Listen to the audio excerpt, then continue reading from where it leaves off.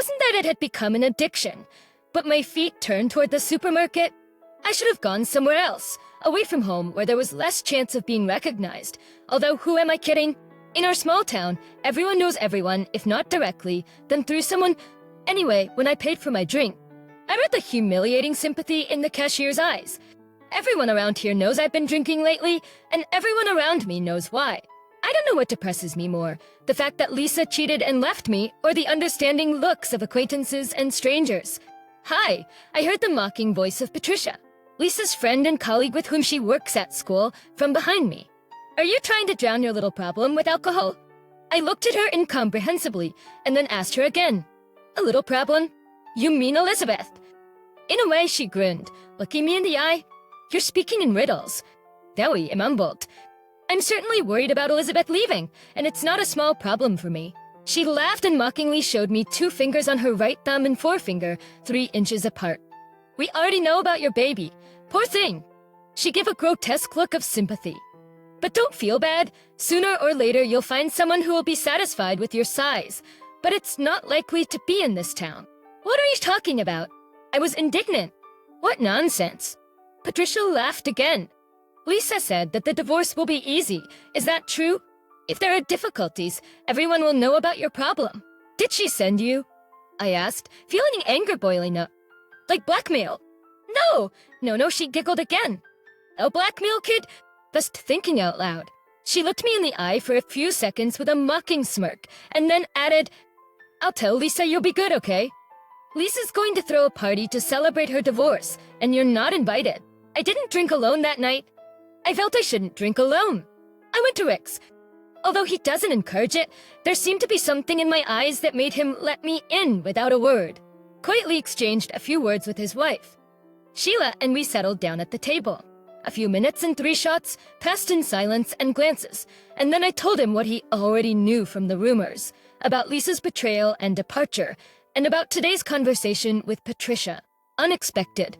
Rick shook his head. So she's like promising to make fun of you if you resist the divorce and property division. I haven't looked closely, but you seem to be doing okay, don't you? Fine. I nodded, and Lisa never complained. Did you do something like that? Text the Pontely? Maybe threaten her? Why would she do that? No, I didn't. I tried to talk, asked her not to make a final decision, offered to overcome together. Bitch, Vic asked, and I just shrugged my shoulders in response. We had another shot, and then Rick said, don't you feel sorry for her anymore after the way she acted like a bitch? Or do you still want her to come back to you? I don't anymore, but she wants to rip me apart. And what's more, she and her new boyfriend are laughing at me. Another shot, and Rick said, you know that guy Einstein? He came up with the theory that everything in the world is relative. If you just have to look at everything from a different perspective. Damn, I grinned skeptically. And how do you look at my story?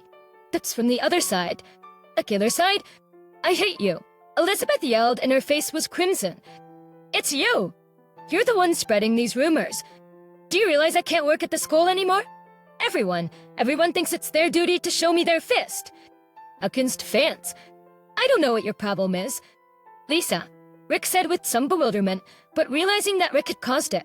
I'm guessing it's a pretty big one since you're yelling like you've never yelled before, but I assure you it's not me. She stopped talking and froze, glaring at me. She'd gotten to know me well enough over the years to know that I wasn't lying. She mumbled in a low voice. For days now I've been shown. She raised, bent at the elbow, her hand with a clenched fist. It's like this, mostly boys at school. But a few men on the street have shown it too. The same gesture. I didn't know what it meant. She shrugged nervously, and they smirked so nastily when they showed it. Then it was obvious that she was having a hard time with the words I was told by it. That there's a rumor going around town that I'm getting divorced. Damn it. Allegedly, it's not your little friend. She twitched nervously again. Yes, it's not true. But I was afraid that you would start fighting for the property. I humiliated you, but everyone's talking out in the open about how I'm the one with the big hole. But congratulations. I have a new nickname. It's Grand Canyon. Elizabeth is the Grand Canyon. I'm being ridiculed. Someone's giving me stickers. Grand Canyon stickers. I bought up all the rest of the Grand Canyon stickers in town, but someone bought enough, and now they show up on my car and on the door of my house, no matter how many times I peel them off. That's all they call me at school, and there's nothing I can do about it. Wait, I interrupted her. What does a hand with a fist have to do with it? Because according to these rumors, you and I had sex like this, that I can't be satisfied with a buddy only with my hand. The divorce had gone smoothly and the split was fair. Lisa and her lover had left town 3 years ago, but they'd left separately and in different directions without getting married. Rick never admitted if he had anything to do with what happened. But here's the interesting thing. I saw Lisa recently. She came for a few days and we even had a chance to talk. She told me that she was still lonely, that she had to move very far away, and she couldn't work at the school anymore because she was always afraid of seeing someone's arm bent at the elbow with a fist. By the way, during that brief encounter, Lisa was finally convinced that I had nothing to do with the incident because the Grand Canyon sticker on the windshield of her car appeared while she and I were having coffee. Anyway, someone else did it, and that someone else has a good memory and motivation. Who would that be?